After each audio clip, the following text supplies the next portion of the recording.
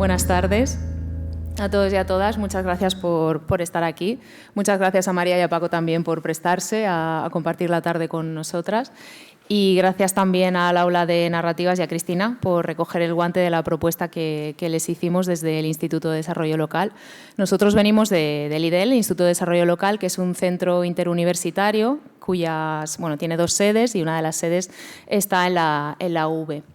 Y es un centro en el que investigamos sobre desarrollo local, que es un campo de estudios enorme, muy interdisciplinario, y tenemos muchos grupos de investigación. Y uno de ellos es UDERVAL, la Unidad de Desarrollo Rural, que trabaja cuestiones de desarrollo rural y despoblación.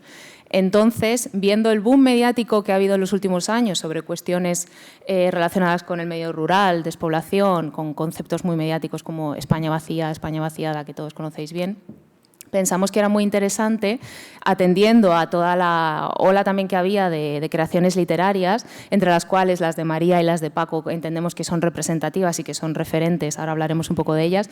Pensamos desde el Instituto que sería muy interesante fomentar, ¿no?, y crear un espacio de intercambio y de conversación entre los estudios que se hacen desde la academia, en concreto en UDERVAL, pues, sobre políticas públicas, análisis de la situación y estrategias de elaboración de política pública, y las creaciones literarias, ¿no? En concreto, estas 2 obras, que son obras ensayísticas, autobiográficas, una crónica ensayística.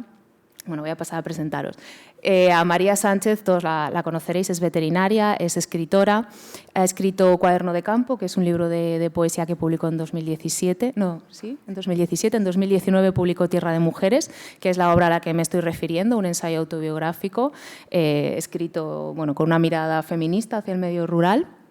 Y en 2020 publicó Algarabía, ¿era? Almagia, perdón. Algarabía, podría también. Provocó algarabía mediática. Algarabía. Paco Cerdá es escritor, es periodista, ha publicado en 2017 Los últimos, que es la obra a la que también me estoy refiriendo, que es una crónica ensayística, ¿no?, donde recoge voces de la denominada Laponia española. Ha publicado después El peón y recientemente ha publicado 14 de abril. En la otra parte tenemos a 2 miembros del grupo al que me refería, de UDERVAL. Tenemos a Jaime Escribano, que es profesor de Geografía, y Cristina Raiz, que es investigadora también en desarrollo local. Entonces, bueno, pensamos que sería, pues eso, muy interesante fomentar esta conversación entre estas 2 esferas del estudio del desarrollo local, del desarrollo rural y la despoblación. Y nada, y yo ya me voy a callar y os voy a dar paso. Jaime y Cristina van a moderar la conversación y esperamos que disfrutéis mucho y que sea muy enriquecedor para todos. Gracias. Bueno, buenas tardes a todos. A ver, sí, ¿no? ¿Se oye bien? Yo a mí mismo no me oigo, pero en fin. Bueno, muchas gracias por estar aquí. A vosotros os voy a tutear, si me permitís, y a vosotros también, haciendo ese esfuerzo, tras saber el periplo continuo al que estáis sometidos.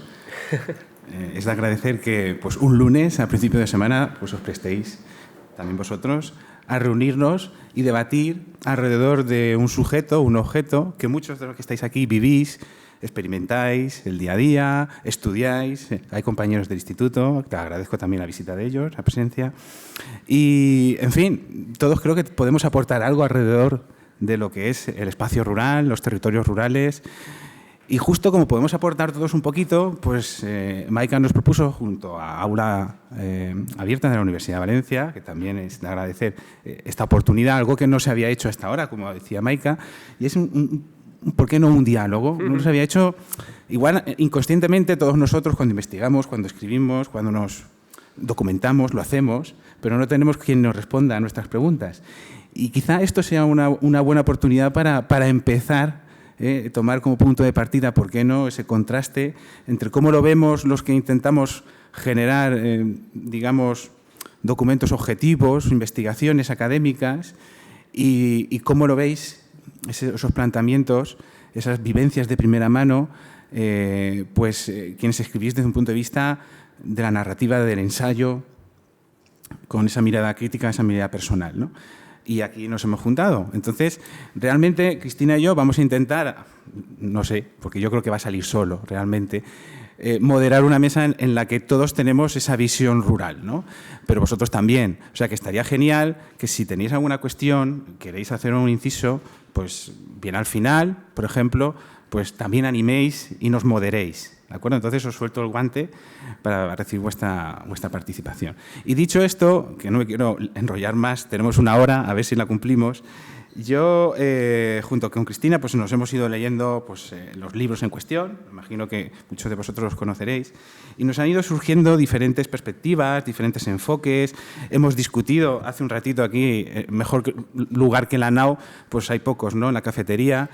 Precisamente las temáticas que podían un poco guiar, servir de nexo, comparación, también puntos de conflicto alrededor de estas dos obras, ¿no? Y la primera cuestión que nos ha surgido ha sido un poco preguntaros un poco por el inicio, por el motivo, por la intención que perseguíais. Está claro, obviamente, incluso en el título ya es evidente.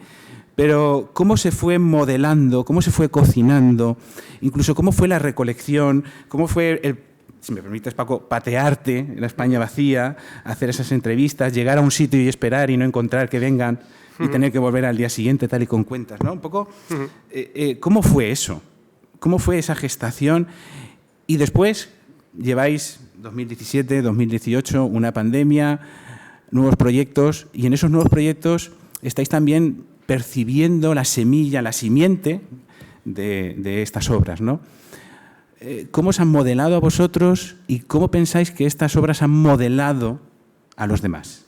Desde el punto de vista de la ciudad y del campo. ¿Te parece que empiezo yo? Sí, claro. ¿Como juego en casa? Totalmente, me parece muy justo.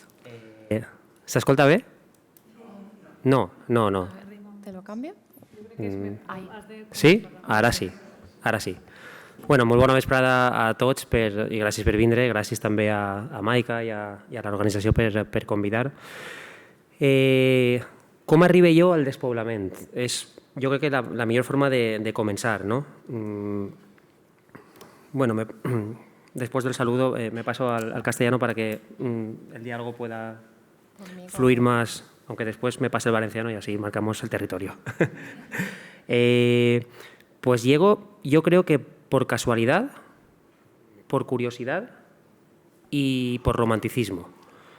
Por casualidad porque un día, leyendo el periódico del domingo, me encuentro con un reportaje que se titulaba La España terminal, algo así, y dentro me aparece la referencia de la Laponia española, la Laponia del sur. Y yo digo, ostras, la Serranía Celtibérica, un sitio donde hay 1.355 municipios y solo 6 de ellos tienen más de 5.000 habitantes, donde la densidad de población es de 7 habitantes por kilómetro cuadrado, únicamente comparable a la Laponia real. Un territorio conformado por 10 provincias españolas, completamente o partes de ella, y todo eso me despierta una curiosidad enorme. Yo soy periodista, en aquel momento estaba trabajando de reportero en el periódico Levante, y veo que hay un fragmento de ese territorio, concretamente el interior de Castelló y el interior de Valencia, el Ports, el Maestrat, el Racó d'Ademús, la Serranía, y veo que hay una posible historia para mi periódico. Esa es la casualidad. Pero sobre todo por esa referencia, Serranía Celtibérica, 7 habitantes por kilómetro cuadrado, me llama la atención. Decido visitar la aldea más recóndita de aquella comarca, del Rincón d'Ademús, y esa es la parte de curiosidad, ¿no? Pero la curiosidad troca enseguida en indignación. Veo una realidad para mí muy desconocida, una realidad que estaba a 2 horas literalmente de mi casa, que yo desconocía, y me parece que hay tantas desigualdades que denunciar que no se agotan en un reportaje de domingo, que no se agotan en las 2 páginas que ese día publiqué después de hablar con algunos vecinos de aquellas aldeas. Y incubé esa parte de romanticismo que completa esa tríada que bueno, puede sintetizar mi acercamiento al tema. Y el romanticismo fue incubar esa idea de ¿y si cogiera el coche y lo llenara de cadenas por si acaso nieva, lo cargara de comida por si acaso no encuentro dónde, no sé, comer, y hiciera un viaje de 2.500 kilómetros por esas 10 provincias, hablando con mucha gente, sin tener ni idea de si encontraría una editorial donde publicarlo, sin tener ni idea del dinero que me puede costar eso, y no tenía ni un duro, tampoco tengo muchos.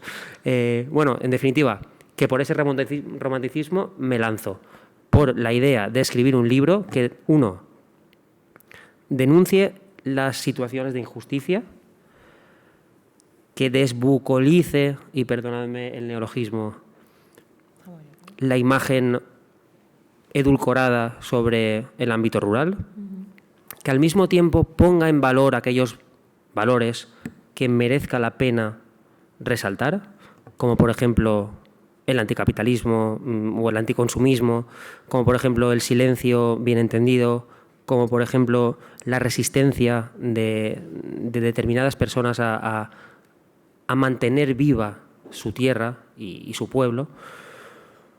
Bueno, esos son los mimbres. Y como no quiero que esto sea un podcast, de momento le paso la palabra a María y a ver cómo empieza ella.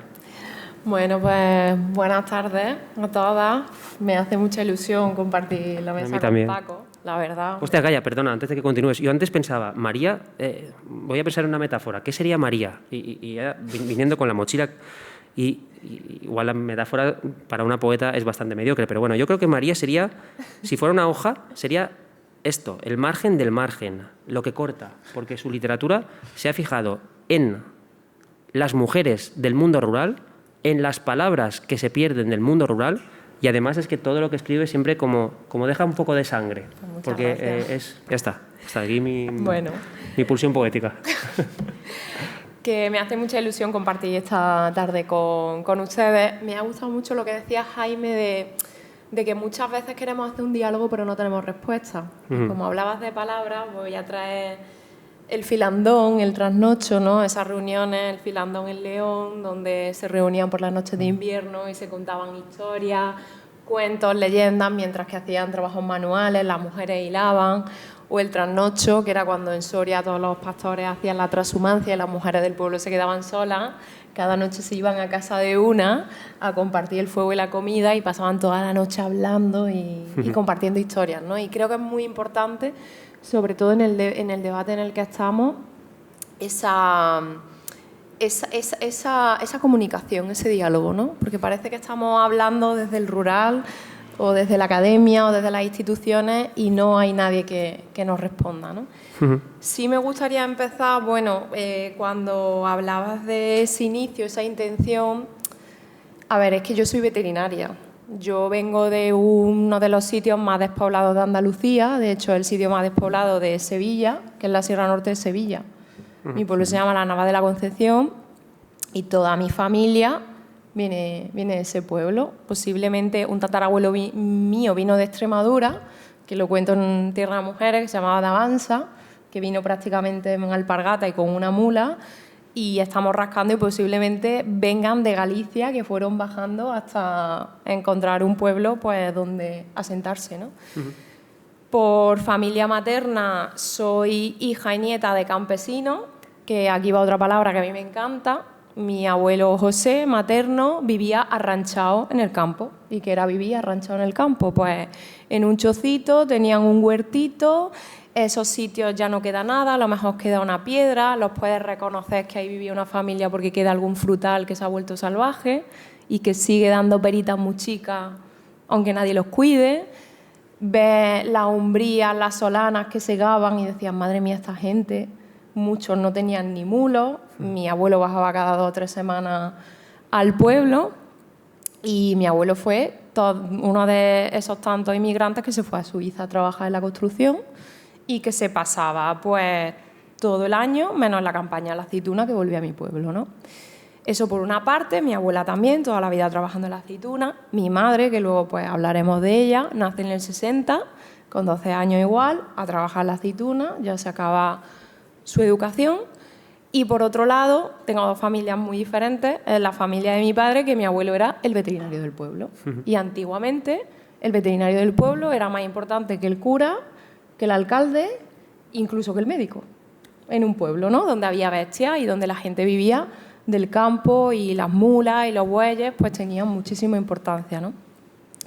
¿Qué pasa? Que mi abuelo se encuentra con el cambio de modelo que también denuncia Miguel Delibes en ese discurso que hace a la entrada de la Real Academia Española, que la gente cuando lo escucha dice, este hombre se ha vuelto loco, ¿no? Y además es un discurso tiene puntos muy actuales, si hablamos de la emergencia climática, que está en internet y lo podéis leer, ¿no? Entonces mi abuelo se da cuenta que ya por esa industrialización y esa intensificación su trabajo ya no sirve y se tiene que ir a la periferia de Sevilla a trabajar en la granja de vacas lecheras y se especializa en vacuno de leche, ¿no?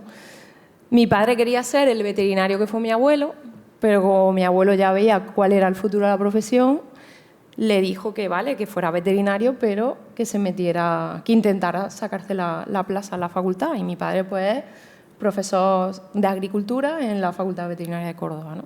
Y yo soy la primera mujer veterinaria de mi familia, mujer, pero que he trabajado hasta 2019 en una asociación de cabras de leche de la raza Florida, y esto lo cuento porque tiene mucho que ver con el inicio de por qué salen estos libros, y ahora trabajo con asociaciones de razas autóctonas en peligro de extinción para que estas razas autóctonas no se pierdan porque son razas que están ligadas a espacios naturales producidos, que producen alimentos sostenibles, sanos, que conservan un territorio y que además llevan intrínsecamente una cultura ya no solo inmaterial, o sea, no solo hablo del queso, de la comida, de los servicios ecosistémicos que producen, sino que además tienen, yo que soy una obsesa de las palabras, tienen un lenguaje brutal, ¿no? Yo trabajo en la isla de La Palma con la cabra palmera, que esa cabra viene de las cabras que tenían los indígenas de La Palma, los venahoritas. O sea, ¿cuánta historia hay en ese animal, no? Entonces, ¿por qué sale Cuaderno de Campo, no? Porque yo creo que lo que ya cuento en Tierra de Mujeres ya se va desdibujando en cuaderno, ¿no? Yo en este anterior trabajo, como Paco que cogía las cadenas, pues yo igual con una furgoneta, yo trabajaba por 90 granjas por todo el territorio, o sea, por toda la península, también en Portugal. Y trabajaba con ganadería muy diferentes, con historias muy diferentes, edades diferentes, de todas las comunidades autónomas, ¿no? Entonces empieza esta moda de la España vacía, de esos pueblos terminales que se mueren, ¿no? Y esa completa todo el rato incisión de que los últimos habitantes, de esa mirada bucólica, romántica, pero donde nunca se habla de, como tú bien hablabas, de las cosas buenas que tenemos en el campo, ¿no? Y bueno, pues yo siempre he tenido esa manía de ir coleccionando titulares de la prensa, que ya ha cambiado muchísimo el relato desde hace unos años acá. Pero yo empecé a ponerme esas gafas, ¿no? Con el feminismo nos ponemos las moradas, pues yo me ponía las gafas verdes, ¿no? Y veía esa condescendencia, ese paternalismo, y yo me enfadaba muchísimo porque estaba cansada de que siempre a la gente del campo, que además es que no me gusta decir medio rural, me gusta decir medios rurales, porque es que tenemos en el Estado una diversidad brutal de territorios, ¿no? No somos todos un pueblo con un habitante, hay de todo y no es lo mismo la despoblación en Castilla y León que en Andalucía que en Extremadura, ¿no? Claro. Entonces yo quería contar mi día a día, mi trabajo y de dónde venía, ¿no? Y lo que yo veía. Hablabais antes de ensayo, yo creo que Tierra de Mujeres no es un ensayo, es un manifiesto, una memoria, una vivencia. Y para mí era muy importante crear un libro donde no fuéramos, y además, perdonad estos términos, pero es que no fuéramos ni la cabaña de Walden, tú hablabas de esa bucolización, donde estamos súper acostumbrados a decir, ay, qué ganas tengo de ir al monte y no sabes nada de nadie y no tenés internet. Oye, pues a lo mejor en ese monte tienes una ganadera que hace queso y que gracias al internet puede vivir, pero claro, necesita esos servicios, ¿no?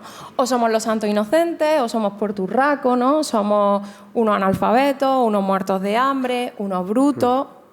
Entonces yo quería romper con eso y mostrar la diversidad, ¿no? Y para mí era muy importante, pues, bueno, yo escribo de lo que conozco, de lo que trabajo y de dónde vengo, ¿no?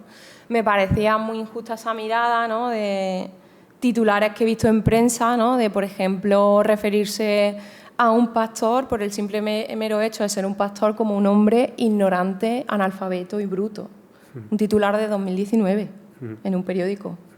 Sí, creo que un detalle importante que Jaime ha insinuado, pero creo que es importante, nuestros dos libros coinciden en un momento en el que de todo esto no se hablaba. 2017, claro, ahora cuesta un poco situarse la mirada allí, ¿no? Pero 2017 el fenómeno de la despoblación no existía en el relato mediático, ni mucho menos en el relato político. Eso llega un poco después. Creo que, en cierto modo, contribuimos a ponerlo en el mapa mediático, con toda la humildad, pero sí que es cierto que hasta ese momento se había publicado un libro titulado La España vacía, que había tenido cierta resonancia en el medio literario, pero el debate mediático y menos todavía el político no existía. Luego se implantó como una moda y eso dura siempre lo que duran las modas. Luego vino el relato de la emergencia climática de Greta y lo arrolló todo, y luego vino la pandemia y lo arrolló todo y sí que es cierto que desde ese primer momento, en el 2017, en el que coinciden Cuaderno de Campo y los últimos, todo cambia. Sí. Cambia para bien en muchas cosas, porque se pone el foco en un problema y, por tanto, requiere la atención de las instituciones, y eso era imprescindible y necesario. ¿Eso quiere decir que eso solucione todos los problemas? Claro que no, evidentemente. Pero creo que un factor positivo de ese boom literario que tú aludías al principio, Jaime, ha sido que puso en el mapa algo que estaba desdibujado. ¿Sabes qué pasa, Paco? Que tú mencionabas la España vacía y tiene que venir alguien de una ciudad grande que no tiene ningún ligazo ni emocional con el rural para que parezca que existimos, ¿no? Que es lo que pasó con ese libro. Pero es que nos olvidamos que en las otras lenguas del Estado, como el catalán o como el gallego, estos temas ya se han tocado. Mercè Ibarz, aragonesa, catalana de toda la vida. Se han tocado en muchos sitios. Claro, Otra cosa es el boom que hayan podido generar. Pero es que creo que es muy importante reivindicar y hacer genealogía sobre todo de las mujeres que ya hablaron de estos temas, ¿no? Por ejemplo, ahora está todo el mundo con Alcarrás, pero es que Mercè Ibarz, en 1993, habla de la franja y de los cambios de los usos del suelo y de la de gente que se va de su pueblo, ¿no? En 1993. Porque este libro no es conocido, porque escribió en catalán, porque era escritora, porque no tenía ese foco, no estaba en un centro de poder o no pertenecía a cierto grupo con un relato hegemónico. Es que para mí es muy importante lanzar estas preguntas porque vienen, no, es que gracias a nosotros hablamos de esto, no. Es que vosotros no conocierais esos trabajos o esas luchas, no nos tenemos que ir a libros. Ostras, en el Estado se han parado construcciones de embalses, de cementerios nucleares. Hay asociaciones luchando contra la despoblación desde hace 30 y 40 años. Claro. Tiene que venir alguien a alumbrarnos y decir, existís porque yo os nombro, ¿no? Entonces, es muy interesante esto, pero oye, llamemos las cosas por su nombre y no nos olvidemos de todo ese trabajo asociativo y colectivo que se ha hecho desde debajo de los pueblos. Para mí es súper importante, ¿no? Que tú no nos alumbres no significa que no exista, ¿no? Y creo que eso es muy importante. Si me permitís, por hacer un símil con la academia, algo parecido nos ocurre en ciencias sociales. Bueno, nosotros somos geógrafos, pero compartimos con sociólogos, trabajadores, economistas, ambientólogos, turismólogos, esa visión por el territorio. Y fue en los años 60 cuando empezó a cambiarse el chip y dejar de hablar de espacios agrarios para hablar de espacios rurales, en donde se incluía algo más que simplemente la agricultura y la ganadería. Se incluía la sociedad, los habitantes. Agrario no mete la ganadería, ¿eh? Bueno, agropecuarios, más o menos, ¿vale? Esa es otra lucha que tenemos. Y aquí hablo desde mi parte veterinaria.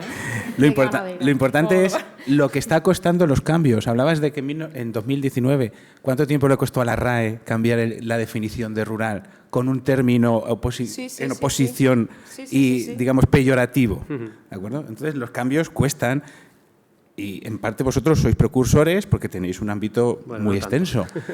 Los académicos, pues, también... Pero yo creo que, y ahora Cristina igual incide más en esa idea, no llegamos a las mismas cotas, ¿no? No todo el mundo lee los artículos que podemos escribir, son para un ámbito muy concreto, ¿no? Casi que vivimos en una burbuja, en cambio vuestro ámbito es mucho más amplio, ¿no? Y también por establecer una similitud, hablas de territorios rurales, obviamente. Tú los has visto en tu periplo, cuando te lanzaste a la carretera, primero con una idea romántica y después para ver la realidad. Bueno, con una idea romántica de escribir yo un libro, claro. No de la realidad a la que ya sabía que me iba a no enfrentar, sino a la que iba a Y nosotros también incidimos en que no hay un medio rural. Cuando desde las políticas públicas se proponen una agenda, una estrategia, etcétera, es importante incidir en esa diversidad. Y esos conceptos son interesantes porque coincidimos, lo vemos. Y creo que los que estamos aquí también somos conscientes de esa diversidad y de lo que cuesta cambiar dinámicas, inercias que perjudican al territorio en su conjunto. Porque ya incidimos luego también, es una de las cuestiones que queríamos preguntaros, es lo rural y lo urbano no están aislados. Como teoría de sistemas, todo está interrelacionado. Entonces, el hecho de ir cambiando es para el bien del conjunto, ¿vale?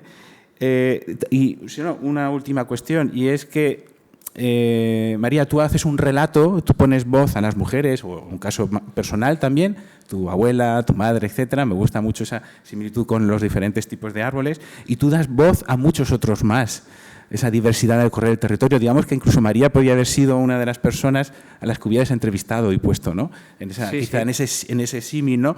Porque es verdad que hay algún pasaje en el que María dice dar voz a los últimos, y tu libro se llama, en este caso, Los últimos, voces de Laponia. Entonces, a mí me gustó esa fuerza, como si os hubierais leído, aunque salieron en 2017-2018 seguramente a la par, y no fue así, pero me da la sensación, como todos los que estamos aquí, que conocemos ese espacio y las necesidades de dar voz por un territorio que, bueno, como tú dices, necesita una visión especial, específica, alejada quizás del urbanocentrismo, desde el cual se generan muchas políticas, muchas iniciativas, una discriminación de género, una discriminación medioambiental, una discriminación territorial. Eso desde el punto de vista de los profesionales de las ciencias sociales que estudiamos muy apegados al territorio lo vemos con claridad, ¿no? Bueno, ahora simplemente por establecer algunas líneas voy a dejar, si quieres responder, y a Cristina que está aquí conmigo. Bueno, Cristina aquí. No, acaba. No. Sí, vale, va. Acabo y después, y después empiezas. Es que tenemos carrete, ¿eh? Sí. No, has dicho varias cosas interesantes. Primero, eso de que la academia es una burbuja aislada, no estoy de acuerdo. Sé que lo dices por falsa modestia y por la humildad congénita que lleva aparejada casi siempre la academia. Pero fíjate que ese primer artículo que yo leí y que desencadena en mí la voluntad de escribir un libro que no sé si será publicado, que no sé dónde me llevará, eso parte de un estudio de la academia. Aquel artículo del País remitía a un estudio universitario que ponía datos, cifras. Realmente, los que sabéis verdaderamente sois los geógrafos. A mí me da pudor compartir mesa con gente que sabe realmente de geografía, de desequilibrios territoriales, de esas desigualdades latentes y patentes que dividen España. Después, Alfons Cervera tiene una frase, fue una de las personas con las que yo, más que dar voz, encontraba su voz, ¿no? Encontraba estas voces que estaban, bueno, ahí y que tienen su voz, ¿no? Pero posiblemente proyectaba su voz. Y Alfons Cervera, que fue uno de los entrevistados en este recorrido por 10 provincias, dijo algo así como: ni esto es Belfast ni es el locus amoenus. Es decir, ni hay que presentarlo únicamente como tierra de conflicto permanente, porque no es así, la gente vive su día a día y ya está, pero tampoco, y yo creo que mi mirada ha sido especialmente decantada hacia este segundo lugar, esto no es el locus amoenus. Aquí hay unas dificultades. Cada uno cuando escribe un libro o un artículo elige el ángulo desde el que quiere mirar. Total. Ni los ángulos pueden ser holísticos, ni pretender abarcarlo todo, porque entonces te quedas en nada. Y bueno, María ha elegido un ángulo muy poco transitado y por eso era tan necesario, como el del feminismo rural o el de las historias de mujeres en un entorno rural. El mío era precisamente el de buscar esas desigualdades y denunciarlas, y al mismo tiempo poner en valor lo que, como he dicho antes, los valores nobles que creo que se deberían apuntar. Y quería decirte otra cosa que se me ha olvidado. Entonces, damos paso a Cristina. Al hilo de lo que comentabas, ¿no?, sobre los ángulos a los que enfocas la parte de la perspectiva. Vale. Nos gustaría saber el tipo de público al que va dirigido, porque nosotros desde la academia, como bien ha dicho Jaime, ¿quién lee nuestros artículos académicos? Tenemos un objetivo en común, ¿no? Tanto la narrativa y la literatura académica tienen el objetivo en común de dar valor Y la NECA también, ¿eh? No me engañes. a las problemáticas rurales, ¿no? Pero en nuestro caso el problema lo tenemos en que no llegamos al público en general, ¿no? Vosotros cuando escribisteis teníais pensado a un perfil determinado, es decir, ¿iba enfocado a la población rural, a la población urbana o en general no pensasteis? Yo creo que cuando una escribe, y en mi caso, no piensa en eso. Porque sobre todo especialmente tu libro no es muy empoderante para una mujer rural, le puede servir de Eso ayuda. te das cuenta después, cuando el libro ya ha salido y el libro no es tuyo. De hecho, ya te digo, es que va a ser ya 5 años que salió Tierra de Mujeres y sigo recibiendo relatos de mujeres después de leer el libro, y cuando lo saqué estuve de ruta por pueblos haciendo presentaciones. Y creo que el regalo más bonito, y además ha salido en Francia, ha salido en Estados Unidos, ha salido en Alemania, y también he recibido, o sea, sí, hay esas cosas parecidas, ¿no? Hay ese sentimiento de, ostras, me siento reflejada en el libro, y ese ha sido el mejor regalo. O sea, mujeres y hombres que después de leerse Tierra de Mujeres me han dicho, es que el libro lo podría haber escrito yo, porque has contado mi vida. Es que está en mi vida. Mi abuela Carmen, que es la que estábamos en la cafetería, fue 2 días, y lo contaba, fue 2 días a la escuela analfabeta, la única que me queda es Carmen la Gordita en Tierra de Mujeres. Mi primo pequeño le leyó Tierra de Mujeres, cada tarde se lo leía, ya tiene cerca de 90 años. Y la frase de mi abuela habla muy poco, pero cuando habla es para decirte un refrán o para matar callando, ¿no? Pues lo que cuenta mi nieta, esto es verdad, ¿no? Y luego, claro, tú ya haces, pues te pueden venir por qué escribiste este libro, ¿no? Pero cuando una lo escribe, ¿no?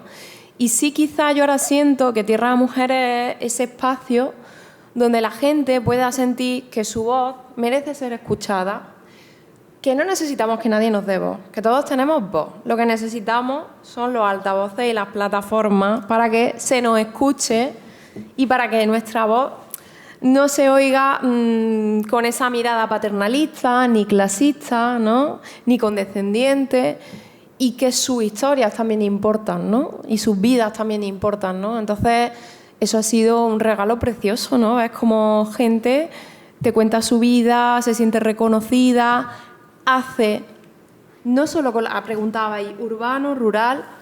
En las presentaciones en la ciudad de Tierra de Mujeres venía gente a decirme, María, es que yo no sabía que tenía pueblo hasta que te he leído. Porque no preguntamos a nuestros abuelos, no sabemos, todos venimos de ahí. O sea, es que si buscamos en el Diccionario Real de la Academia Española, la palabra cultura, la primera acepción es cultivo de la tierra. Entonces también ha habido ahí una manera de hacer genealogía, ¿no? Y, por ejemplo, recuerdo la historia de una chica de Zaragoza que me contó, es que gracias a Tierra de Mujeres he descubierto que mi abuela fue la primera mujer que se sacó el carnet de conducir en la ciudad de Zaragoza. Y venía de un pueblo, ¿no? Y esa manera también de abogar por un diálogo, porque como bien decía, o sea, es que hay una interdependencia brutal. Necesitamos un diálogo, como dice Silvia Rivera Cusicanqui, ¿no?, que es una de las activistas y sociólogas que más me gusta, ¿no? Ella habla del hacking parlaña, hablar desde abajo. Oye, entendemos, no, hablemos desde abajo, dejemos a un lado esas jerarquías que también te digo que pasan del rural al urbano, porque como bien ha dicho Paco, desde una mirada urbanocéntrica se piensa que los pueblos son lugares libres de conflicto. Claro que hay conflictos en todos lados, no es algo exclusivo de la ciudad, ¿no? Entonces también te encuentras ese paternalismo, esa condescendencia desde el pueblo cuando viene gente nueva a vivir al pueblo de la ciudad. Entonces, ahora quizás sí te puedo decir, bueno, pues Tierra de Mujeres quiere proponer un nuevo lenguaje para que la gente de la ciudad y del campo se entienda. Pero cuando uno escribe, yo no pensaba en lo que venía después y qué significaría, o si mis lectores iban a ser urbanitas, paletos, y así reivindico esas palabras también, ¿no?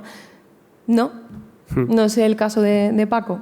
Pues mira, en el meu cas, jo és que soc d'un poble, jo soc del Genovès, he viscut allí, bueno, els meus pares viuen allí i jo vaig tots els dissabtes a dinar a casa dels meus pares i a recollir les taronges de mon pare i les verdures que fa. És a dir, clar, jo soc de poble, però és que ser d'un poble de 2.700 habitants no té res a veure a ser d'un poble de 70 habitants, absolutament res. Entonces, quan parlem d'espai rural, és un sac tan gran que és massa broxa gorda per a la realitat. Entonces, la pulsió principal, jo crec, del meu llibre, primera era humana. Jo volia fer un retrat humà de les persones en les que m'anava trobant i en les que anava buscant també. Però també era un propòsit com qualsevol periodista, no? Jo soc periodista, jo possiblement, encara que el llibre és molt combatiu i és molt compromès amb la realitat que aborda, com no pot ser d'una altra forma si tens un mínim de sentiment humà i cívic i d'injustícia. D'una altra banda, jo volia desvelar a molts lectors, i m'imagino que evidentment els que més desconeixeren aquesta realitat, perquè és que la coneixien, ja la coneixien, però algunes xifres, alguns fets que pareixen increïbles, no? És a dir, 1.355 pobles conformen esta serrania celtibèrica, no? Només 6 d'ells tenen més de 5.000 habitants. Però algú té present que tots els pobles de Terol, excepte la seva capital, tots els veïns dels 235 pobles de Terol caben sentats en el Camp Nou? Tots els habitants caben en el Camp Nou. O que Tierras Altas en Sòria és un lloc magnífic, impressionant, que és més gran que Madrid, tots els seus habitants caben en el Teatro Real de Madrid.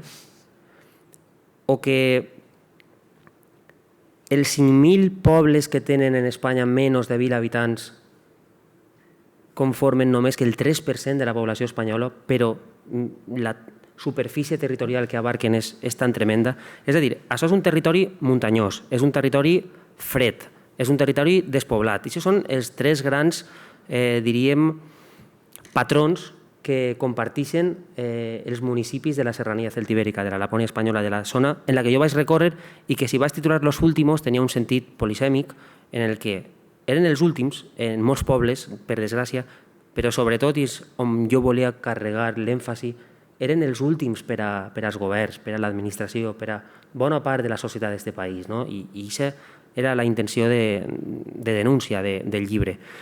Entonces, jo no sabia per a què escrivia realment, jo no sabia ni si anava a publicar el llibre. Entonces, moltes voltes també la gent després fa lectures crítiques en el sentit noble de la paraula, d'analitzar. És que tantes voltes no n'hi ha tant darrere perquè és tot més senzill, més prosaic, més innocent, no? Encara que escriure un llibre mai és innocent. ¿Quieres hacer una mención o No, lo único sí, como ya hace unos años que escribisteis los libros, ¿añadiríais algo ahora diferente a todo lo que estos últimos años ha cambiado y ha mejorado en el medio rural? o ha empeorado? O ha empeorado en algunos casos. Pues mira, es que desde que salió el libro ha cambiado muchísimo, por ejemplo, el relato en medios de los medios rurales. Luego, estoy de acuerdo con Paco, luego las medidas y lo que es la realidad, pero el relato ha cambiado. También, sin duda. Pero sí, por ejemplo, que metería posiblemente, me dedicaría muchísimo más al tema de las personas que trabajan migrantes en los pueblos, que están pues trabajando con trabajos muy precarios, sin acceso a vivienda, en sistemas que contaminan, que matan, que son hiperextractivistas, y posiblemente también hablaría de pues lo que tenemos con las energías renovables, muchísimos espacios naturales protegidos, que los medios rurales o somos despensas o somos vertederos, ¿no? Y no es uno a las renovables, pero estudiemos dónde las ponemos, ¿no? Y sobre todo, creo que metería así a grandes rasgos y posiblemente también hablaría de esa emergencia climática y a lo mejor hablaría de mi trabajo de hoy en día con esas razas autóctonas que son las que de verdad mantienen un territorio, ¿no? Así, brocha gorda, ¿no? No sé si Paco, ¿quieres añadir algo? Porque... Sí. Adelante, Bueno, adelante. és que jo pense que els llibres realment són un producte d'un moment d'una persona. Total. Crec que Joan Oleza, insigne professor d'esta casa, té una frase molt bonica, i és que no som la mateixa persona al llarg de la vida ni per assommo, no? Som tantes persones diferents que segurament l'únic que tenen en comú és el nom, que va lligant a cada una d'aquestes persones que van desapareguent de nosaltres i aflorant altres, segurament afortunadament, no? Perquè ens avorriríem de ser sempre el mateix, almenys jo parlo per mi. Entonces, crec que aquest llibre és el moment d'una foto fixa d'un xaval, bueno, sí, un xaval ple d'il·lusió, en aquell moment encara la tinc, però van mutant les il·lusions i transformant-se, no? Però un xaval que no havia publicat mai cap llibre periodístic en sentit d'una crònica llarga, que descobre una realitat que no és foco d'atenció mediàtica, per tant, estàs també en el filo dels marges, no? Antes Maria parlava de contar desde abajo. Torna a dir l'expressió. Vuelve a decir. Hablar desde abajo es hacking parlaña, lo dice Silvia Rivera Cusicán, que a mí me gusta muchísimo. Vale, això entronca molt en el que jo després... Maria ha continuat i ha persistit i és admirable que ho faci així, no? En el tema rural jo he anat canviant. Jo vaig publicar Los Últimos, després vaig publicar El Peón, que era una història d'ajedrez en la Guerra Freda, en xicotets peons que al llarg de la història van sacrificar la seva vida en nom d'una causa col·lectiva, no? Republicans, maquis, Black Power, indígenes, feministes, pacifistes... Bueno, tant el Peón com el 14 d'abril estava inspirat un poc per aquesta història des de abajo que Edward Palmer Thompson reivindicava, no? I crec que entronca també amb la forma d'abordar Los Últimos, no? El tindre molt present a l'acadèmia i els treballs que radiografien la demografia i la geografia del territori, la geografia humana, però baixant al nivell més pegat a la terra, no? Per tant, com tot el rotllo era per a dir-te no canviaria res perquè aquell moment era una persona que la va escriure, ara és una altra, va descobrir una realitat, ara la realitat és diferent, està més trillada possiblement, i no, és bonic que queda així. Crec que és bonic que queda així. Vale, justo estáis haciendo mención a desde abajo. Nosotros cuando trabajamos en los espacios rurales hablamos de bottom-up, la filosofía de un método que viene de Europa, filosofía líder, método líder, los grupos de acción local, que son una de las primeras estructuras que permiten la asociación para la codecisión del futuro que tienen, seguro que lo habéis escuchado, ¿no? Y la idea es precisamente recuperar la capacidad que tiene de decisión en los espacios rurales, generando una estrategia consensuada, participativa, que a veces todo queda en papel mojado. Pues estabais hablando y le estaba diciendo yo a Cristina, esto voy a hacer una metáfora, voy a echar el vaso de agua sobre los papeles, porque muchas veces queda ahí, ¿no? Pero bueno, el enfoque es este también, ¿no? Desde la academia nosotros incidimos porque realmente es darle voz a la hora de tomar decisiones a las sociedades rurales, ¿no? Intentar de esta manera un poco superar, hablabais de paternalismo, yo antes estaba discutiendo con Maika y Cristina, y yo creo que a veces es utilitarismo desde las ciudades. ¿Dónde están las centrales nucleares? Y vampirismo ¿Dónde están los vertederos de residuos? ¿Dónde están? Y así podríamos seguir, ¿no? Es decir, se extrae, tú también has dicho, pero yo creo que el concepto de utilitarismo, a veces incluso más que de paternalismo. Bueno, depende. Yo te digo que yo he estado trabajando con cabreros de 90, 95 años que seguían sacando a pastorear las cabras a la sierra, y cuando hace unos años empezó desde la universidad estos estudios, ¡ay, las cabras, las mejores bomberas del mundo!, ¿no? Y yo iba a este ganadero que era medio portugués, que vivía en la raya de Huelva de Portugal, el último pueblo, y me decía, María, ¿qué me vas a contar? Yo voy haciendo esto desde que tengo 5 años. Claro que son las mejores bomberas, ¿no? También hay que hablar de ese desprecio de los saberes rurales que no se aprenden en la academia, ¿eh? No se aprenden ni en la biblioteca, se aprenden trabajando, ¿no? Entonces, sí creo que ha habido también un vampirismo académico. Yo he visto a mucha gente pasar por granjas de caprino y por familias ganaderas que conozco de toda la vida, para hacer su trabajito y luego ahí te quedas con tu vida, con tus cabras y con tus problemas con la burocracia, que yo me voy a hacer mi paper y si te he visto no me acuerdo, ¿eh? Pues entonces, y eso también hay que hablarlo, ¿eh? Fíjate que yo cuando estábamos concebiendo esta mesa, yo me sentía un vampiro. A mí esto de vampirismo lo usa Mar Badal, que bueno, que si no habéis leído también, compañero tuyo de Pepita. Grandioso. Mar Badal es maravilloso. Y el libro de Mar Badal se llama Vidas a la intemperie. Eso. Y él usa este término, creo que en una entrevista en El Salto, y me encantó, porque es verdad, porque eso también existe, ¿no? Sí, sí. Entonces, fijaros ahora, y ya acabo, con el tema de la emergencia climática, hay muchos grupos científicos que lo que están haciendo es irse a comunidades indígenas, porque son los mejores adaptados para el cambio climático. Pero es que voy yo más a más.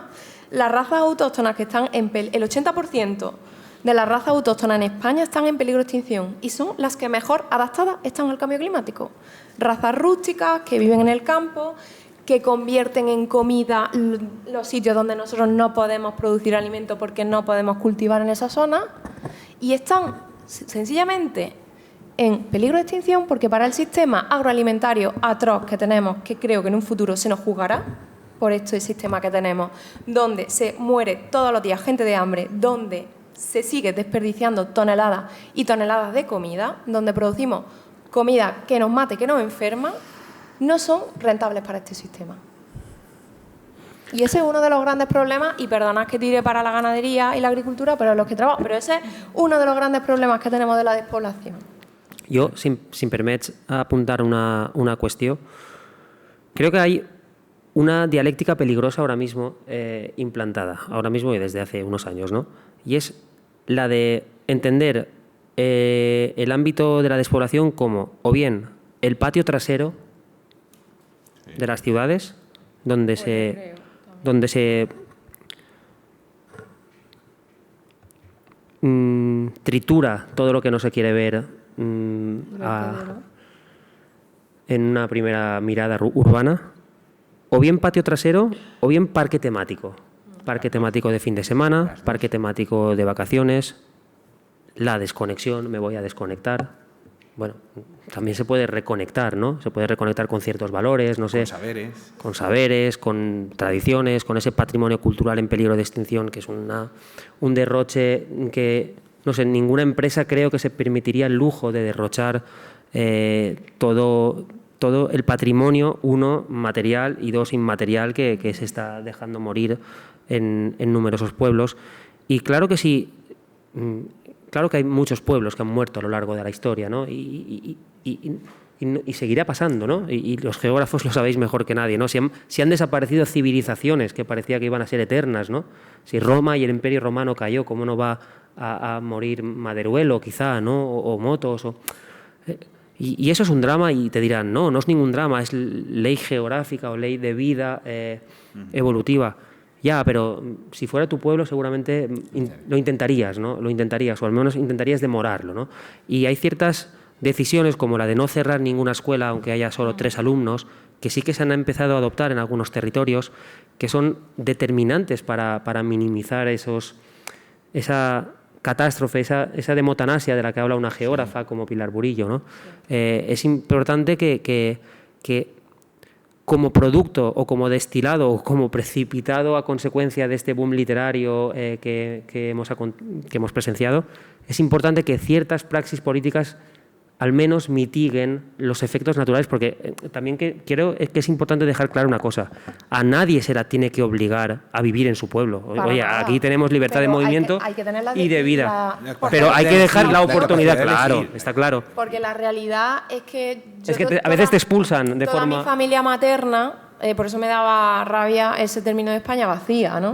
Es que toda mi familia materna es catalana, porque se fueron con 16 años a limpiar, como decía mi tía Carmen, a limpiar mierda de los pisos del centro de Barcelona, a trabajar en fábricas de la SEA, a trabajar en bares, a trabajar de chacha. Y la casa de mi tía Carmen, por ejemplo, que una de tantas de mi familia, que ya llevaba toda su vida viviendo en Barcelona, donde pasó menos tiempo de su vida la del pueblo, era su casa de verdad. Mi tía Carmen, si hubiera tenido trabajo y un mínimo de decir, no, yo me quedo en mi pueblo, no se hubiera ido. Y creo que esa es la historia de muchísima gente, que se ha ido de su pueblo, que parece, no, es que se fueron porque quisieron. No, se fueron porque no tenían alternativa. No tenían alternativa. Y esto es muy importante porque a día de hoy, a pesar de que hay ese ministerio, hay muchísima gente joven que todavía no tiene ese derecho a decidir de me quedo en mi pueblo. Porque no hay una medida buena de acceso a una vivienda digna, de acceso a la tierra, que es un problema brutal que tenemos en el Estado. Ve el mapa de la gente que recibe el dinero de la política agraria común y es que viven en Madrid. Esa es la realidad. Entonces... Mira, yo, si me permites, para humanizar un poco y hay dos imágenes que conviven, ¿no? En mí, al final, ahora mismo tampoco es demasiado reflexionado, pero si me dijeras, ¿qué dos fotos te llevas de ese viaje, de ese conocimiento de una realidad desconocida? Y para que haya una de cada, ¿no? Visité con Lucía Carceller, una mujer mayor, su pueblo, que ya había quedado deshabitado 25 años atrás. Es Les Alberedes. Les Alberedes está en el Sports, entre Vilafranca y Morella, un lloc magnífic.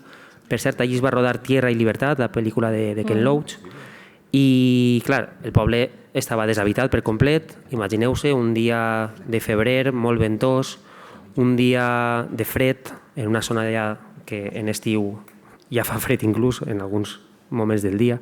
Bueno, doncs en aquell dia que feia molt de vent, Lucía Carceller i jo estàvem a soles en el poble. Vaig voler portar-la per a que visitàrem el seu poble de naixement, que ja no quedava ningú, que les cases estaven apoderades per la malesa, que els carrers ja estaven despintats, havien perdut el perfil, no? Veies un arbre eixir del mig d'una casa i trencar el sostre, veies tot ple de cascots. Clar, per a mi era com una sensació tremenda, no? Del poder abocador d'aquestes ruïnes i al mateix temps de saber lo que havia desaparegut ja. Però clar, per a ella, per a Lucía Carceller, que anava amb mi, que tenia més de 70 anys, no volia veure-ho, és que tot el rato feia així, madre mía, es que no, si lo vieran, y decía, si lo vieran los propietarios, entiende, los que vivieron en aquel momento en Les Alberedes, ahí si lo vieran. Claro, la debacle havia sigut tremenda i és el que pot passar en moltíssims pobles d'Espanya en 25 anys, no més de 25 anys.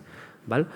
Però per un altre costat veia la força i la resistència de 4 persones idealistes que havien rehabilitat una aldea ja deshabitada, el Collado, en La Rioja, i que em mostraven com en la força de voluntat, sense cap tipus d'ajuda institucional ni pública, havien sigut capaços de donar vida a un poble que havia estat ja deshabitat.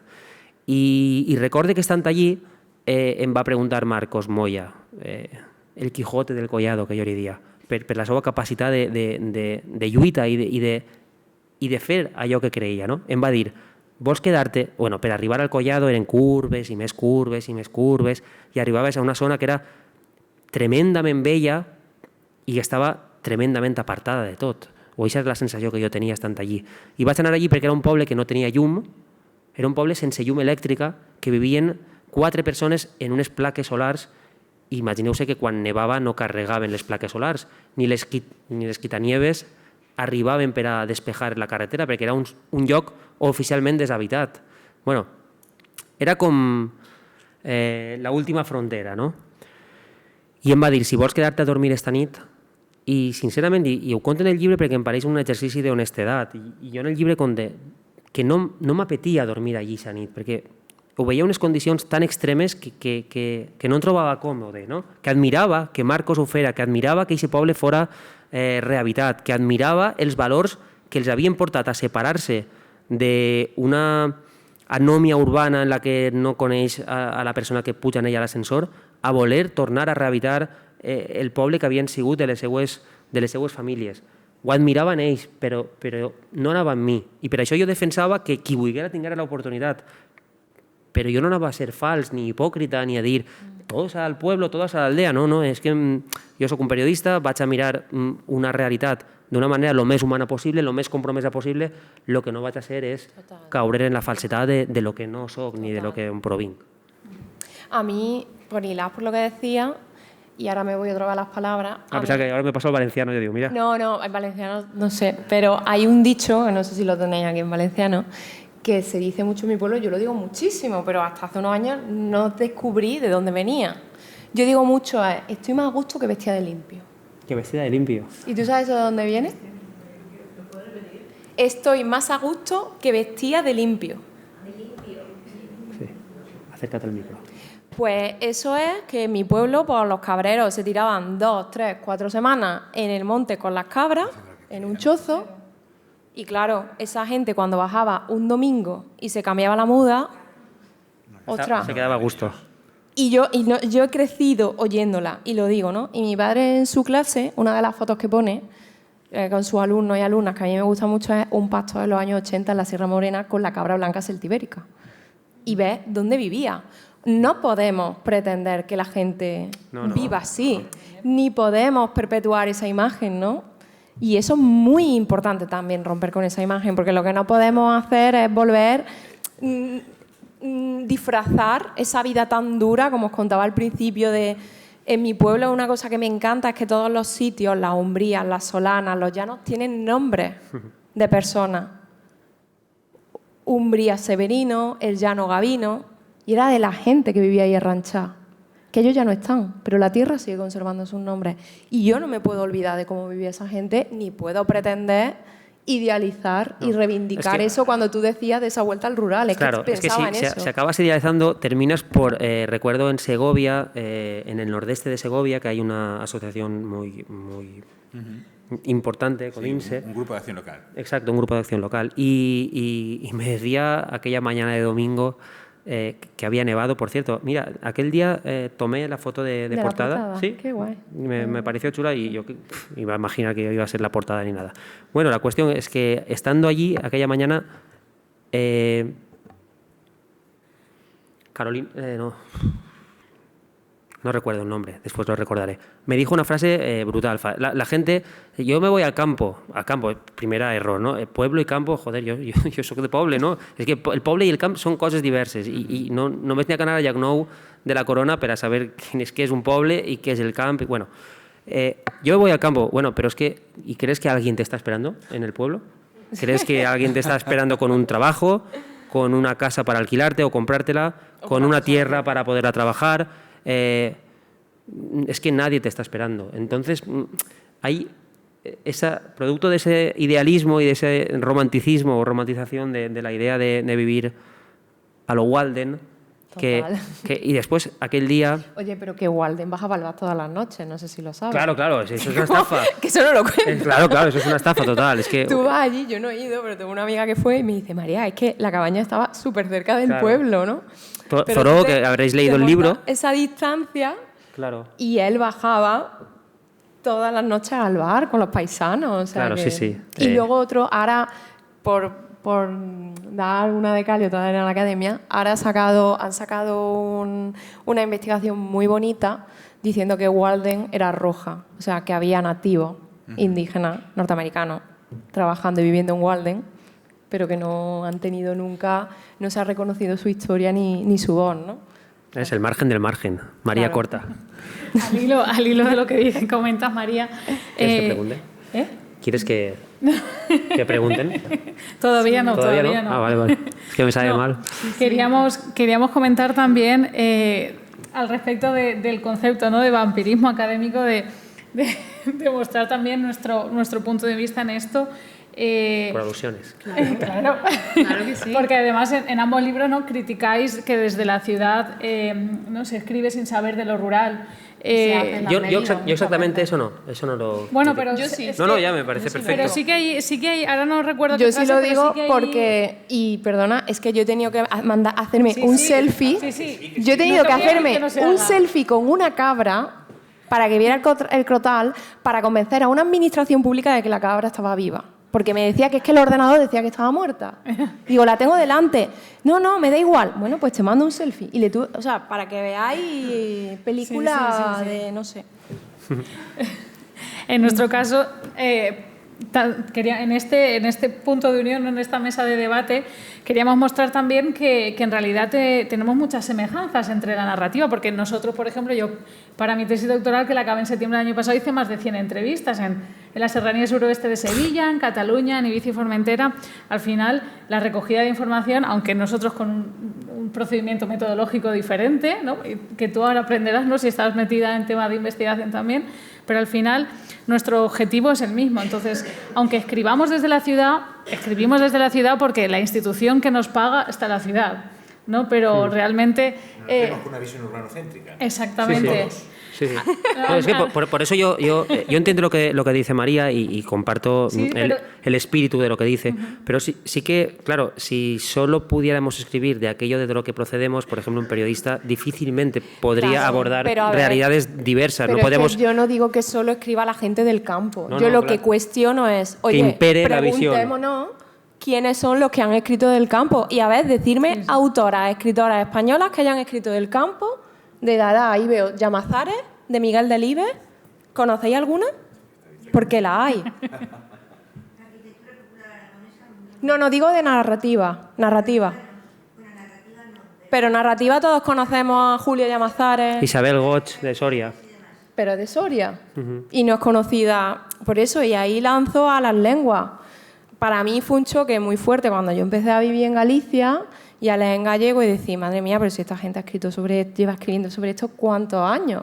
Pasa que como no habla, no escriben en castellano y son margen, como Soria. Sí, pero entonces, yo creo que a veces, que a veces hay menos teorías de la conspiración, entiéndeme, el producto. Yo no lo veo como una teoría. No. Ahí que a veces están los datos. surgen casualidades.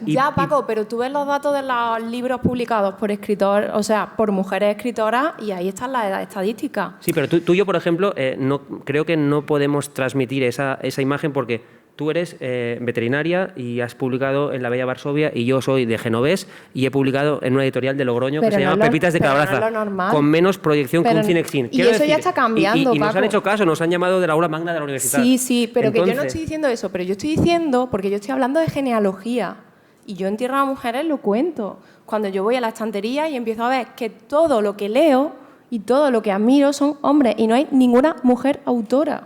Y han tenido que pasar los años y darme cuenta que, ya me lo he mencionado, Mercedes Ibars, Teresa Moure escribe una novela, su interés al ecofeminismo, hace 15 años, que ganó el premio de narrativa en gallego, con temas que están ahora súper actuales. ¿Conocía a Teresa Moure? ¿Hierba Mora? Pues yo hablo de eso. Yo no digo que tengas que ser del campo, que tengas que ser... Simplemente, oye, cuestionémonos quiénes son nuestros referentes, desde dónde escriben, desde qué género, desde qué clase social. Eso es lo que yo digo. Cada uno que escriba lo que quiera. Pero, oye, hagamos esa revisión, porque no hemos dejado a muchas por el camino. Con discursos y libros maravillosos. Entonces, esa es mi reivindicación, pero para nada es, ay, la tía esta, que eso se la han tomado algunos señoros, y perdona que diga señoros, muy mal, que solo quiere que escriban los del campo. No, yo quiero que hagamos genealogía y que reivindiquemos a aquellas que escribieron y no fueron reconocidas y que hagamos un poquito de... que nos revisionemos un poquito, estamos en proceso de revisionismo, en el buen sentido de la palabra, de toda la sociedad y ya era hora. Y creo que ahí ya se están dando pasos. Está pasando en la Edad de Plata, está pasando en todos los campos, literatura. Y tú lo has dicho, tú has escrito en esta editorial y en tu editorial también hay un libro precioso de... Emilio Gancedo. Emilio Gancedo también, de Elvira Valgañón. Eso ya está pasando, pero no podemos negar de dónde venimos. Esa gente tiene prisa. Antes de acabar, me gustaría que tocáramos un tema que es sobre todo, el tema de la colectividad, que María hace mucha referencia, ¿no?, al tema de la importancia de trabajar desde lo colectivo. Al menos desde nuestro punto de vista, de las investigaciones que hemos hecho, el resultado es totalmente el contrario, ¿no? Que en el mundo rural nos encontramos muchas redes clientelares, mucho caciquismo, y los casos de colectividad son la excepción. Vosotros, como expertos también en el mundo rural, ¿qué pensáis? ¿Es la excepción o realmente sí que cada vez más está trabajando más en este enfoque? Porque eso se utiliza como como elemento de atracción bucólico, la colectividad, lo comunal, etcétera. A ver, es que todas esas cosas se las cargó la dictadura, porque también hay que hablar de eso. Es que eso se ha ido, ¿por qué no está? Y porque hay caciques. Y vuelvo a esa diversidad. Tú no puedes comparar mi pueblo, que es la Sierra Norte de Sevilla, con pequeñas ganaderías, con la campiña de Sevilla, que es donde surgió el sindicato obrero del campo andaluz, que empezaron a hacer las ocupaciones de la Casa de Alba. Es que son dos mundos completamente diferentes en una misma provincia. Pero, ostras, no hay caciques porque nadie haga nada. Igual que no hay macrogranjas porque la gente quiera poner una macrogranja, ¿no? Porque es que, te lo digo yo, que ando estudiando para ver qué pongo en Galicia y me sale muchísimo más barato y más rápido poner una nave de 1000 pollos que tener un rebaño de 30 cabras de leche y hacer queso artesano. Esa es la realidad. Eso siempre y cuando no tengas un vecino como afestas. Efectivamente, entre otras cosas. ¿Vale? O un vecino que no te deje entrar a pastorear a zona comunal porque pasas por su camino. Quiero decir que la realidad tiene muchísimas caras y también te digo, ¿no? Yo creo que las luchas que se están haciendo ahora más importantes en los medios rurales y a mí los colectivos que más me interesan se están haciendo así, desde abajo y organizándose y volviendo un poco a lo de antes, pero con los saberes que tenemos ahora, a esos pactos comunales, a esas huertas, al concejo, a conocernos, bueno, es que mirar la lucha tan grande que se está haciendo contra las renovables y las macrogranjas. Son vecinos que muchos, y además muchos lo dicen, no tenemos nada en común, pero tenemos muy claro que esto no lo queremos en mi pueblo, porque sabemos lo que supone, ¿no? Pero creo que también, y aquí yo no soy experta, que yo no... Pero creo que también debemos saber qué hizo la dictadura a nivel, también en el nivel rural, ¿no? Y esos mecanismos. ¿Algún comentario? No, yo preferiría que preguntaran ¿Quedan preguntas? Sí, por favor, yo creo que que sí. aquí Venga, estamos que dando el meeting. hemos monopolizado nosotros Sí. 4. Lo hacemos más comunitario. Ahora sí, porque sé que hay gente que vive en zonas rurales que está aquí con nosotros. A ver si se animan o simplemente aquellos de ciudad que visitéis en fin de semana, que también formáis parte de esa sociedad. Sí. Hola, no me sonava. Bé, en principi no he llegit els llibres. Agrair la vostra discussió, debat d'un tema, pense que és molt interessant. Heu analitzat el passat, els últims 25-30 anys del present, i jo plantejaria el futur. Quins elements serien claus per al tema de despoblació, com el tema de connexions wifi, teletreball, transport i comunicacions i, sobretot, les administracions què van a fer? Autonòmiques, estatals, municipals. Així estic plantejant i molta gent sí que és veritat que s'estan negociant en els pobles o determinats pobles, però arriba un moment que no poden arribar a tantes coses. Necessiten l'ajuda imprescindible de les institucions. Total. Sense l'ajuda de les institucions, moltes coses no se van a solucionar. Són més preguntes que... Sí, sí. No, està molt bé perquè, bueno, moltíssimes gràcies per la pregunta. Si no t'importa... Sí, creo que vamos a contestar lo mismo.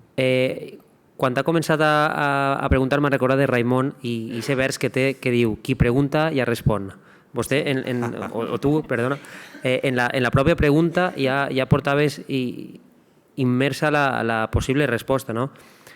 Evidentment, generar les condicions d'habitabilitat en el segle XXI és condició necessària i sine qua non per a que les persones tinguin l'oportunitat de poder-se quedar en els seus pobles, entenguem com a pobles aquells que estan en verdader perill d'extinció, que no és ningú rango de 1.000 habitants, de 1.500...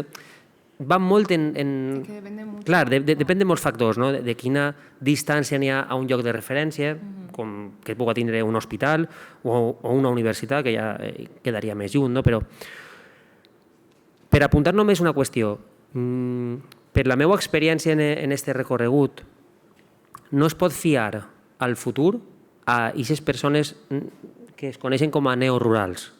És a dir, si algú creu que és possible que la gent cansada i esgotada de la ciutat, de l'estrès, de la contaminació, en la possibilitat del teletreball, vaja al món despoblat i aflore allí i arrela allí. L'experiència que jo vaig tindre és que ningú aguanta el segon hivern. Y que aparte, ¿qué pasa con el tierra trabajo también? ¿Con el? Tierra trabajo, porque el teletrabajo no da tomates todavía, que yo sepa, para comer, ¿no? Creo que es importante eso, ¿no?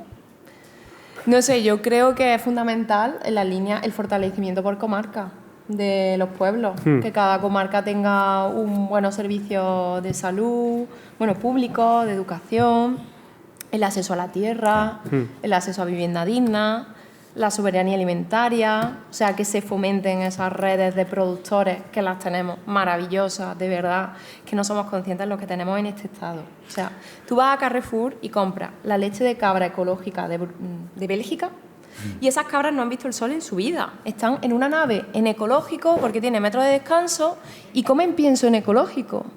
Y nosotros tenemos cabras que están previniendo incendios forestales, que se alimentan de sitios que no podemos aprovechar nosotros como alimento, que fijan población, que producen alimentos sostenibles, saludables.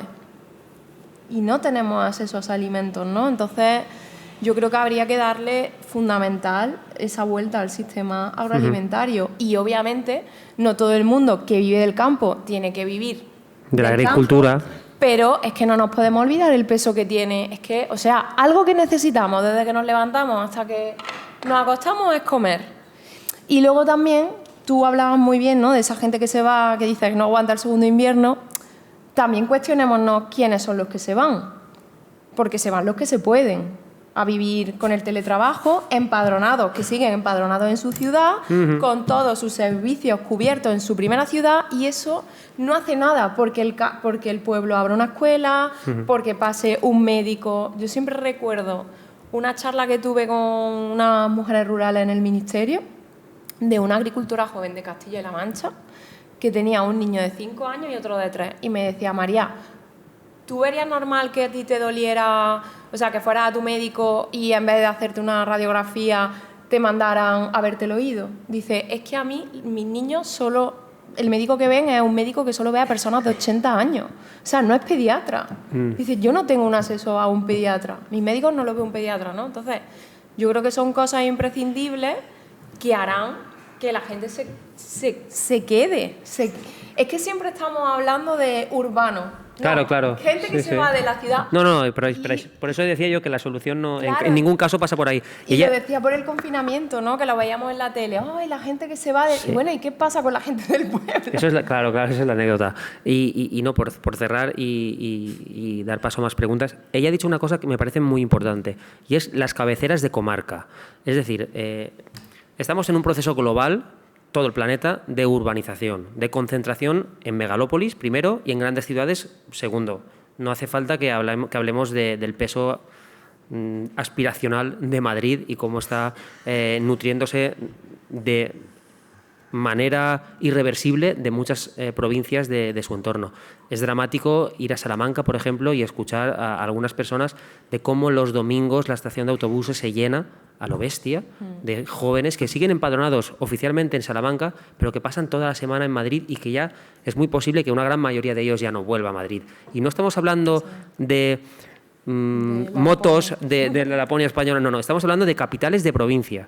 Y si descuidamos esa red o ese tejido, y eso los geógrafos, y me parece obsceno estar hablando yo de eso delante de vosotros, ¿no? Bueno, pero bueno. A ver, aquí realmente era el diálogo con vosotros. Vale. O sea, la pregunta que ha hecho el compañero la teníamos nosotros como un tema para finalizar, pero como se nos estaba yendo el tiempo, hemos dejado que vosotros fuerais los mismos que recogierais esa pregunta de perspectiva hacia el futuro, ¿no? Pero es que la despoblación está pasando de fase. Primero tuvo una primera fase de aldeas y pueblos, y ahora ya una segunda fase. ¿Vale? Aldeas, cabeceras de comarca, claro, capitales provinciales. Claro, es que... ¿Y dónde está? ¿Dónde quedará el umbral? Bueno, no lo sabemos. Yo porque vamos justos de tiempo, me gustaría contestar a tu pregunta, pero seguramente arrastraría y me llevaría los pocos minutos que nos quedan, y creo que lo interesante es escucharos a vosotros y no a nosotros, o al menos a esta parte. No. Entonces, si alguien tiene alguna pregunta, finalizaríamos con ella, o sea que aprovechar el cartucho. Adelante. Hola, sí, ya. Vale, enhorabuena. En primer lugar, me parece súper interesante la mesa, ¿no?, que habéis organizado y todos los temas que habéis tratado. Yo soy de Valencia, pero toda mi familia materna es de una aldea. Sospecho que aquella aldea recóndita de la que hablabas, Paco, del Rincón de Ademuz, creo que es la mía. ¿Cuál es? Arroyo Cerezo. Sí. ¿Sí? Pues es que, claro, es que es la más recóndita. Hubo dos aquel día, pero bueno, una era ella. Una era ella. Pues sí, yo soy nacida aquí, me he criado aquí, ¿no? Y yo creo que no tomé conciencia hasta los 20 años, o 20 y tantos años, que claro, que ese momento en el que te das cuenta de que tú has conocido una aldea, en verano, por supuesto, claro, porque de septiembre a mayo aquello ni olerlo, ¿no? Pero yo conocí a una aldea en la que, no sé, pues a lo mejor éramos 50 en verano, ahora hay 2. ¿Josefina? Es Josefina y Domingo, su marido. Domingo. Su marido. Son ya los últimos. Yo sospecho que ya no pasan el invierno porque están ya muy mayores y yo creo que los hijos no les van a dejar y ya no queda nadie. Claro, y entonces con esta pregunta, ¿no?, que se acaba de hacer y con esta respuesta que habéis dado, ¿no?, y decías, María, que el teletrabajo no da tomates. Yo estoy estudiando sobre despoblación, estoy haciendo una tesis doctoral sobre despoblación. Sí, interesante. Y este verano pues me lo he pasado todo en los pueblos de la zona de Castilla-el-Favib, hablando con la gente, con los alcaldes y bueno, con mi familia también. Al final allí todos somos familia, ¿no? Entonces, pues el tío sexto es tu tío, porque todos son tíos, ¿no? Y hablábamos mucho de esto, de ¿qué hacemos? ¿Cómo solventamos esto? Yo tengo claro que el teletrabajo no es la solución, porque cuando hablamos de despoblación tenemos que integrar todo el territorio. Entonces, si no gestionamos el territorio, da igual cuánta gente teletrabaje, ¿no? Pero el problema es que estamos en una sociedad en la que nadie está dispuesto a trabajar en las condiciones, ¿no?, que te exige el trabajo de la tierra y que te exige la gestión de la tierra, o muy poquitas personas. Claro. Entonces, yo realmente quiero hacer la misma pregunta que se ha hecho anteriormente. ¿Cómo lo solucionamos? Pero ¿cómo lo enfocamos? Claro, o sea, creo que aquí hay que, no sé si hay una tercera rama que es una especie de educación, sensibilización, concienciación, un darle la vuelta a la forma de vida y a la forma de los trabajos, ¿no? Que ya no sea todo esto de colegio, instituto, universidad y oficina, sino yo creo que la solución pasa un poco por ahí, no sé. Si me permite, gracias. María, ¿es tu nombre? Sí, María Sánchez. Vale. Es mi clon aquí en Valencia. Bueno, es que me parece que he leído algo tuyo. Bueno, antes hablabas de los neorurales, pero no me puedo no puedo dejar de morderme la lengua y decir ni en los refugiados ni en los inmigrantes. Efectivamente. ¿Vale? Porque hay quien aboga, y yo personalmente, hablabas de la inmigración como una nueva perspectiva de trabajo. Creo que eso no tiene largo recorrido, es un parche. Y además un discurso muy peligroso, porque lo que no quieres para ti, no lo quieres para los demás. Los migrantes. ¿Vale? Entonces, pero intentar... y después también saber qué acogida tienen esos inmigrantes cuando llegan a esos pueblos. Claro. Bueno, porque también hay que trabajar con la sociedad local. Vete a Ejido, vete a Huelva y verás lo bien acogidos que están. Entonces, por desgracia, evidentemente. Por dar un poco de respuesta y terminar, si me permitís, el adelanto, ¿no? Yo creo que para que haya una solución, desde luego tiene que basarse en la comunidad. Primero tienes que ser consciente de que el problema está. A veces no somos conscientes del problema porque tenemos otras necesidades según la pirámide de Maslow, que es todos los días comer y todos los días llevar a nuestro hijo, y a veces el día a día te impide ver esa visión del conjunto. Y la segunda, actuar, porque puedes ser consciente del problema, pero no te atreves, no tienes gana, hoy no es el día. Digamos que hay dos elementos fundamentales para que la participación de la base, de la comunidad, que empuje a los poderes políticos, que luego también hay cierta desconexión. Por eso hablábamos de que las redes clientelares y el caciquismo, porque sí que es verdad que hay un levantamiento, una importancia del territorio por las cuestiones medioambientales, de los parques eólicos, de muchos elementos, pero que terminan por no vertebrar lo que sería la cadena, la rueda, y en ocasiones nosotros detectamos que pues hay desconexiones. A veces en los mismos poderes locales comarcales o incluso tenemos experiencias autonómicos que han desvertebrado, roto lo que se había construido durante decenios. Y digo decenios. Y sabemos en la Comunidad Valenciana cuál es la situación, ¿no? Y partir de la base. Y la base está, primero, ser consciente, digamos, tomar conciencia de la situación, algo que es complicado. No todos podemos tener esa capacidad o disponer del tiempo para reflexionar sobre eso. Y a continuación, decidir actuar. Y hay aquí, que conozco gente, ejemplos de esa decisión. Primero, ser conscientes, actuar montando una plataforma con la cual acceder al ámbito político y empezar a modificar. Igual no van a conseguir grandes cambios, pero van a dignificar la vida diaria de esa población que decide y que puede decidir quedarse ahí. No creo que haya más soluciones que esas. Bueno, y sobre todo por añadir, porque es lo que yo me encuentro, bueno, por experiencia, mi día a día con el trabajo, que creo que se puede conseguir a través de lo que tú cuentas, es hacer las políticas contando con la gente del territorio y con sus conocimientos. Porque es que os pongo el ejemplo, por ejemplo, la política agraria común, el coeficiente de admisibilidad de pastos, nos decía que debajo de los árboles no había comida. Y era como, este hombre que ha hecho esta ley se ha comido un bocadillo bajo de una cornoque o de una encina, es donde están las bellotas, es donde crece la hierba, porque es donde... Pues esa es la realidad. Entonces, es muy necesario hacer esas políticas no sin, y con esas mesas de trabajo y escucharlo de verdad y saber la realidad de cada territorio, que es súper diferente. Cristina. Es que lo que diría es repetir lo que estáis diciendo. Pero ya se trabaja como ha comentado antes, ¿no? El enfoque líder parte de eso, de que sea la población local quien decida en las políticas públicas, pero queda mucho poco a poco por recorrer. Yo solo por añadir una frase o dos, el despotismo ilustrado nunca ha funcionado. Todo por el pueblo, pero sin el pueblo nunca ha funcionado. Y segundo, creo...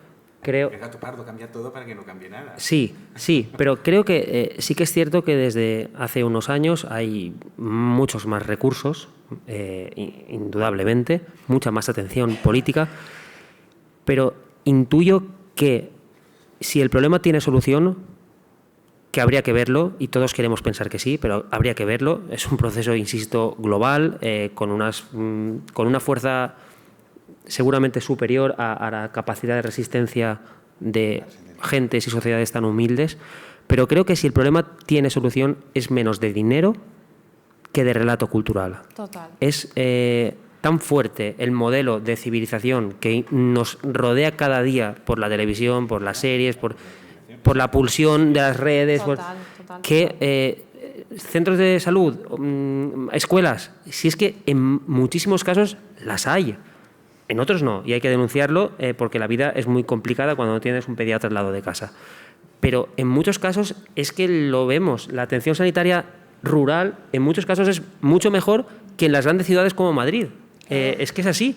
Y si la gente de Madrid viera lo rápido que te atienden en según qué sitios del mundo rural, no en todos, y evidentemente no en las aldeas de 4 habitantes, pero por eso digo que creo que no hay que ser iluso y creer o pensar que con dinero se soluciona todo, porque no es así. Es que no es así. Es que no queremos dinero. Es que lo que hablamos en las asociaciones de la raza con las que trabajo es que no queremos dinero, queremos que nos paguen nuestros precios justos, por lo que vale. Claro. Y así podríamos vivir de verdad. Y podría gente incorporarse. Porque es que tú ves la escuela de pastores de Andalucía y hay muchísima gente joven haciendo esa escuela. El problema es que luego no se pueden incorporar y no pueden... Claro. Gracias, lo dejamos aquí. Sí, porque es un tema sin fin. Podríamos estar así.